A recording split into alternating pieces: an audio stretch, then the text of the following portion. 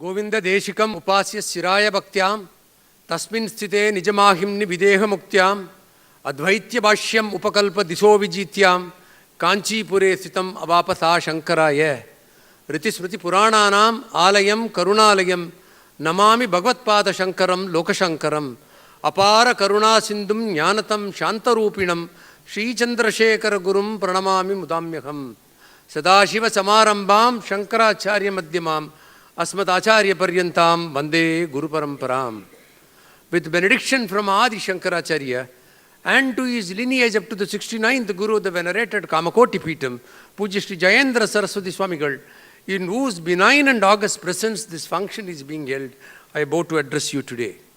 It gives me great pleasure to welcome you all to this pleasant and solemn function organized this evening to confer the 17th SIES Sri Chandrasekharendra Saraswati National Eminence Award in 4 distinct fields of human endeavor.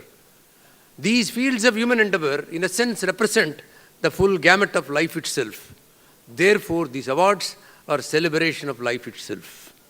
These awards are given in the name of the Mahaswami of Kanchi, Pujya Sri Chandrasekharendra Saraswati Swamiji, the 68th Acharya of the venerated Kamakoti Peetam. During his century-long sojourn in this universe, he walked the length and breadth of this country, spreading goodwill and compassion all around. Like the lighthouse that beats no drum and sounds no gong, and yet to the mariner in the distant sea where to experience its friendly light, so too was the sage of Kanchi, who spread goodness all around. This master of masters was like a Lambian light, who rekindled the spirit of the nation and brought about a renaissance in many fields of religion, thought and process. He taught mankind groping in the dark, despite all the strides in science and technology, as to how to journey to a higher destiny. He shed his mortal coil and attained Videha Mukti on the 8th of January 1994. It is 20 years since the Mahaswami of Kanchi is no longer with us in flesh and blood. We still hear the divinity of his voice and the infinitude of his presence.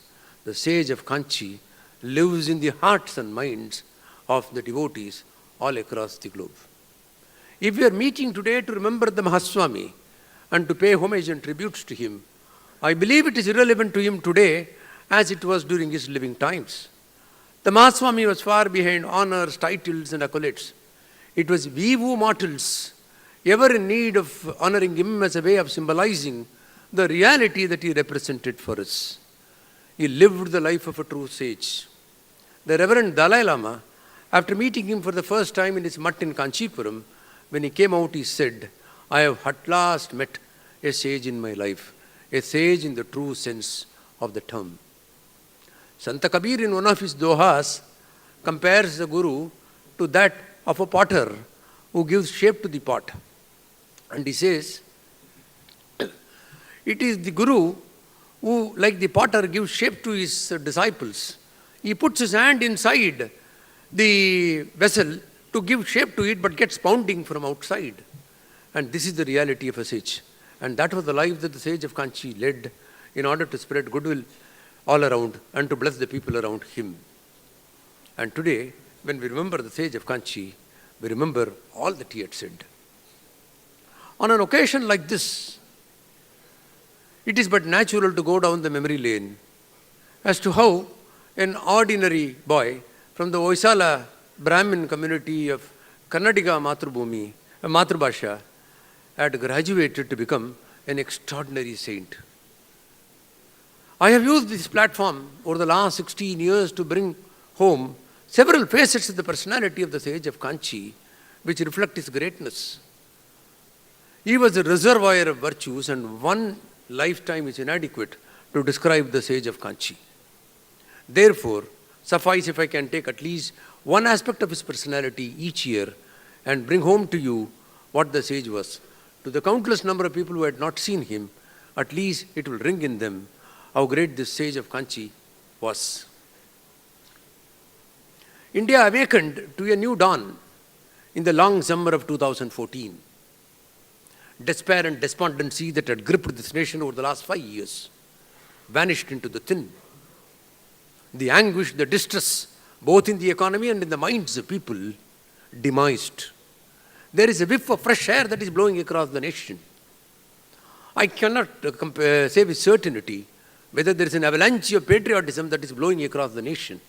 But I can say with great certainty that Indians across the globe, wherever they are residing, have re-established their connect with this motherland of theirs. They have greater hope in this nation, and that renewed confidence that they have got today, that this nation will rise from its deep slumbers and come to occupy its rightful place amongst the committee of nations. What is it that has made a difference in the 2-3 months in the long summer of 2014? Is it one single person, the Prime Minister of our country, Shri Narendra Modi ji, who had made the difference? It is certainly true that it is the Prime Minister who has made the difference. But if one person can make the difference, imagine if 1.25 billion people were to follow suit and follow the same path, extend their hand of support and take this nation forward. How soon will this nation reach that level that you and I dream that it should happen during our generations? Rashtra Bhakti or Desha Bhakti, as we call, has taken a full cycle and has today come back to the center stage. Thanks to Indians living abroad who have enhanced their love for India, and Indians in India who have started regaining the love for the Matrubhumi. I therefore thought that today is the time for me to speak on this Rashtra Bhakti or Desha Bhakti that the Mahaswami of Kanchi, all during his 100 years, espoused, and how catalytic role he played in fomenting patriotism across the citizens of this country. Guruji Golwalkar was the Sarsanga Chalak of Rashtriya Swayamsevak Sangh for a very long time. From 1940 to 1973 till his demise, he was the Sarsanga Chalak of RSS. There came a time during the tenure of these 33 years that he went into a deep bout of depression.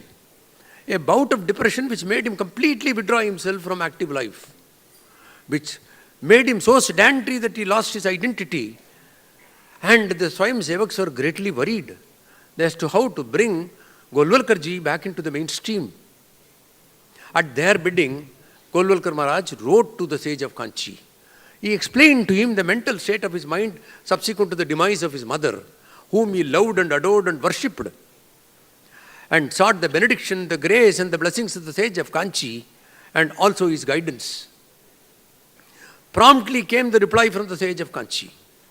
The sage wrote a verse in Sanskrit which comprised of 8 lines and sent it to Guruji Golwalkar, and roughly translated, this is what it means. Your mother, composed of bones and six, of course is no longer with you. But Mother India, Bharat Mata, who is mother to millions of people all across the country and even people beyond, who is the progenitrix of millions of children from times immemorial, and who will be the mother of these children in the years to come. That esteemed mother, that holy mother is still around us. You who have vowed to serve the cause of the nation cannot grieve at the loss of one single mother. Shed your misery, come out of your shell and be back to the mainstream. This message of the Mahaswami of Kanchi exhilarated Guruji. Quickly he came out of the problems that he had and plunged himself back into national life. The Rashtra Seva that he had done all during his lifetime, he came back to it. This message of the sage of Kanchi was not restricted to Guruji alone. This is the message that is there for countless number of Indians wherever they are. That is the care for the motherland of yours. The Swamiji used to extensively quote from Mahabharata. In fact, it was his personal opinion that Mahabharata is a compendium. It is in fact an encyclopedia of human conduct. There is nothing that you will not find in the Mahabharata which will not give a solution to the problems that people face in their daily lives. In this life journey, Mahabharata is the steady referencer, the benchmark for everything that we want to do.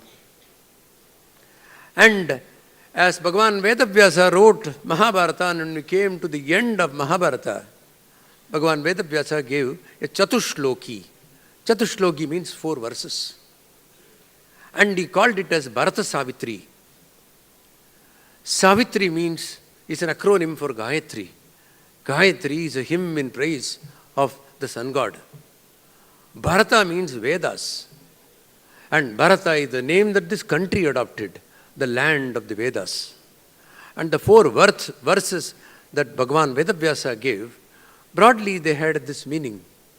And he said, there are millions of men and women who have come, who are coming, who will also come, who will also go. There are thousands of sons and daughters who will also come and go, because this is part of the process of osmosis, part of our samskara. There are thousands of people who will have occasions for joy, and there will be hundreds of occasions for misery, but this will affect only the weak and not that of men of wisdom. And Vedavyasa says, with both hands raised I am saying that dharma is the spring for artha and karma, and still people do not follow dharma. And lastly, he gave that beautiful sloga, na jatuhu na kamat, na bayat na lobat, dharmatyajet jivitasyopi. This is the identity of this nation. This is the characteristics of this nation, said Bhagavan Vedavyasa. That this is a bhumi, the Bharata Varsha, which is marked and is synonymous with dharma. Therefore he says, do not forsake dharma at any cost. Even at the cost of your life, uphold dharma, righteousness. And that is Rashtra Seva. And once you ensure that you follow righteousness at any cost, that is the tribute that you pay to your motherland, which survives on this identity. Patriotism, my friends, is not something which is isolated attitude. It is one which is dependent on the conduct of the kings in a monarchy and of the governments in power in a democracy.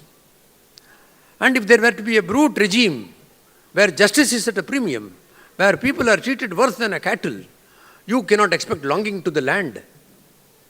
The Mahaswami of Kanchi always used to draw generously from Kalidasa's Raghuvamsa and speak about those qualities of King Dilipa, which is the benchmark for a king, benchmark for a ruler, as far as the welfare state is concerned. And in Arthashastra, Kautilya, Chanakya says, he describes and codifies what a king should be. And he says, in the happiness of the subject lies the happiness of the king. In their welfare lies his welfare. He will not consider as beneficial to him that is not of interest to the subjects. He will consider as good to himself those that are beneficial to the subjects. And this is the code that he gave that a king should follow or the administrators should follow. Loyalty for the land at all times. Loyalty for the government only when it deserves, said Mark Twain. Here lies the man who breathes no soul, who has never uttered in his life that this my own, my country, native land, said Walter Scott. Unless we have attachment to this land, unless we have attachment to this Matrubhumi, unless we look at the soil as that of the mother, there is no Bhakti that is going to come to us. On the 15th of August 1947, when the country became independent, the first government requested the Mahaswami of Kanchi to give his benediction to the nation. And then it was arranged that the Swamiji will speak from All India Radio and address the nation. And the Swamiji said, on that day when the country became independent, he said, we are fortunate that we have the national flag which carries the chakra, this Dharma chakra, the one that reminds of Emperor Ashoka's code of ethics. The Bhagavan says in Bhagavad Gita, Evam pravartitam chakram. The entire righteousness of the conduct shines through this chakra.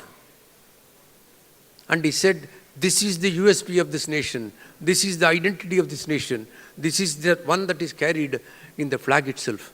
With great difficulty, we have attained freedom. Thanks to the grace of the Lord, the blessings of the sages and servants who descended onto this earth in this part of the world, and the sacrifice, the supreme sacrifice done by several people, and the selfless service rendered by several of them that we have got this freedom, said the Mahaswami. And he said, the tribute that we can pay to all these people is to keep this nation united, is to live together, and we can gel together only through the bond of Rashtra Bhakti. Nothing will unite you except the love for the land, he said. And this was his address on the 15th of August, 1947. Patriotism, again, is not something which can be paraded on the street. It is a state of the mind. It's one to be experienced. It is not something that we can carry on to the rallies and say with the flags around that this is my love for the land. The love for the land has to be experienced, said the sage. And what is it that we can do to experience this love for the land? Those singular traits of this land, which are unique to this country of ours, that should be identified and sent beyond this country for the world to experience. Globalization we have seen for the last 2 decades and more. We certainly need technologies which are not available to us to harness human growth and development. There is also a criticism of globalization when people say it is Americanization. But time has now come. Now and now is the only time that we go beyond globalization and Indianize the globe. Yoga has already reached the borders of several countries. That is why the 21st of June every year the UN has declared yesterday will be a yoga day. Not just yoga that we need to take. It is the culture of this land, the samskara of this land, it is music, dance, it's what you call as traditions, festivals. All these things need to be taken beyond the borders of this country. That has to be seen by the world. And then their love for this country will increase. So the slogan essentially is love India. And if they were to love India, the love of the inmates of this country, the citizens of this country will increase manifold. Because when the world loves this country, why will not the countrymen love this country? And that is the task that we have to take for ourselves. If there is any time in the history of free India that time has come, it is now. There is a tide in the affairs of a man which taken at the flood will lead to fortune, said William Shakespeare. That time has come now. You have a government which is promoting patriotism. You have a government which is promoting Indianness. A government which is conscious of the fact that the identity of the nation is more important than all other gains that you can get from governing a state. This is the time that we have to take this country beyond its borders. And that will be the greatest tribute that we can pay to the Mahaswami of Kanchi, who during the 100 years had only advocated Rashtra Bhakti in the purest sense of the term. There are 4 Mahanubhutis who are adoring the stage today, who are going to be decorated with an award which is named after the Mahaswami of Kanchi. No one has ever been honored for what he has received. The world universally has honored only those people who have given. And these 4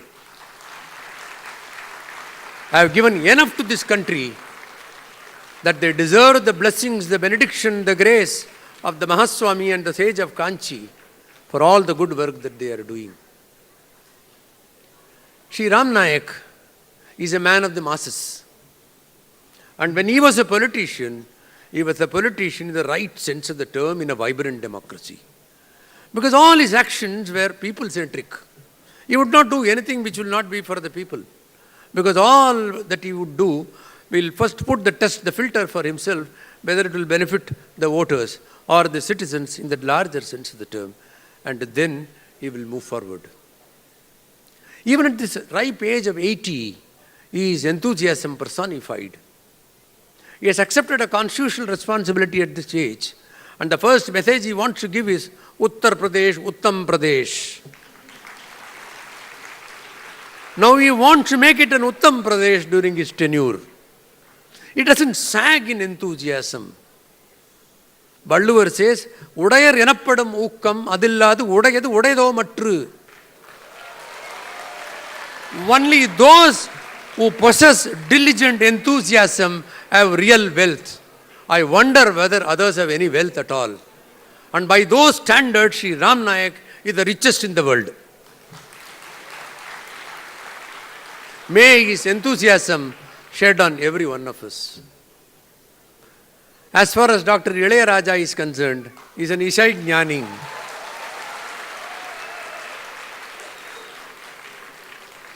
What is it that I can speak of a person whose achievements have touched the sky? There is nothing that I can speak about him. Each one of us are excited by his presence here today. And we know how valuable this time is for each one of us when Ishak Jnani is with us.